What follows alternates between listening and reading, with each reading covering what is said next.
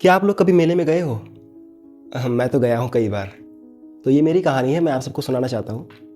जब मैं छोटा था ना, लगभग 5 साल का, तो मैं पहली बार अपनी नानी के साथ मेले में गया था। मैं वहाँ पर जाके दंग रह गया कि इतने सारे लोग रंग बिरंगे, इतने खुश कैसे? क्योंकि आमतौर पर दुनिया तो इतनी खुश होती नहीं। 10-10 रुपए के लिए लड़ाइयाँ होती हैं और यहाँ पर लोग मंदिरों में और नदियों में सिक्के फेंके जा रहे हैं। अरे वाह, ये तो अच्छी बात है। लेकिन इन सब से हटकर मेरा दिमाग बस एक जगह था, और वो था खिलौने।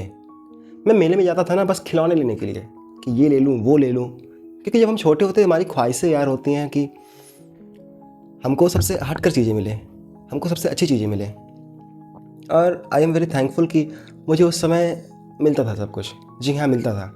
तो सच्चाई तो यही है। एक बार की बात है, मैंने किसी दुकान पे खिलौने देखे और मैं रुक गया। बस ऐसा क्लिक हुआ कि सब लोग मेरे आसपास के जो थे मुझे जानने वाले नहीं थे। मेरे जो अपने थे वो पता नहीं कहाँ चले गए, और मैं आसपास देख रहा हूँ ऐसे घूम घाम के। और उस समय जो मुझे सबसे ज़्यादा पसंद था, मेरे खिलौने, मुझे वो चाहिए ही नहीं। मुझे चाहिए बस मेरे घर वाले। क्योंकि जब हम छोटे होते हैं ना, तो हमारे लिए दुनिया दुनिया नहीं होती। हमारे लिए हमारे अपने, हमारे घर वाले अपने, सिर्फ पूरी दुनिया होती है। और उस समय मैंने पहली बार कुछ ऑब्ज़र्व किया, और वो था कि इस दुनिया में गॉड जैसा कुछ होता है। क्योंकि जब कुछ नहीं बचता ना, तो हम लोग कहते हैं बस यार गॉड कुछ तो कर दो, कुछ जादू कर दो। और असल में जादू होता है। और मैंने कहा गॉड जी, बस अब मुझे मेरे खिलौने नहीं चाहिए, मुझे चाहिए मेरे घर वाले, अब तुम दिलाओ मुझको। एंड क्लिक हुआ और मुझे एक आवाज़ आई कि रौनक, और तब जाके मेरे चेहरे पे एक मुस्कान आई। तो हम लोग हर जगह से कुछ ना कुछ सीखते हैं, कुछ ना कुछ बड़े बनते हैं।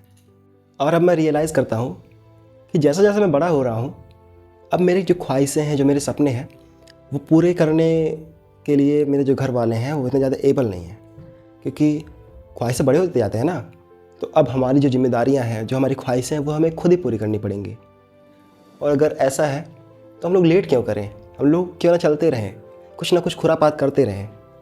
क्योंकि कहते हैं कि चलते चलते मिल जाती है मंजिल, गिरते हैं शहसवार मैदानी जंग में, और वो तिफ़्ल भी क्या गिरे जो घुटनों के बल चले।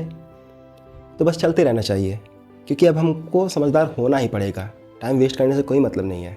और आखिरी लाइन ये है कि आप ना समझदार हो जाओ, और जितना जल्दी आप समझदार हो जाओगे उतना ही अच्छा रहेगा। जितना जल्दी आप अपने चीज़ों के काबिल बनने लगोगे, दुनिया उतना ज़्यादा आपको प्यार करने लगेगी। जी हाँ, थैंक यू। और आप सबको मेरी ये पहली स्टोरी कैसी लगी, कमेंट से ज़रूर बताइए, क्योंकि उससे बड़ा मोटिवेशन मिलेगा।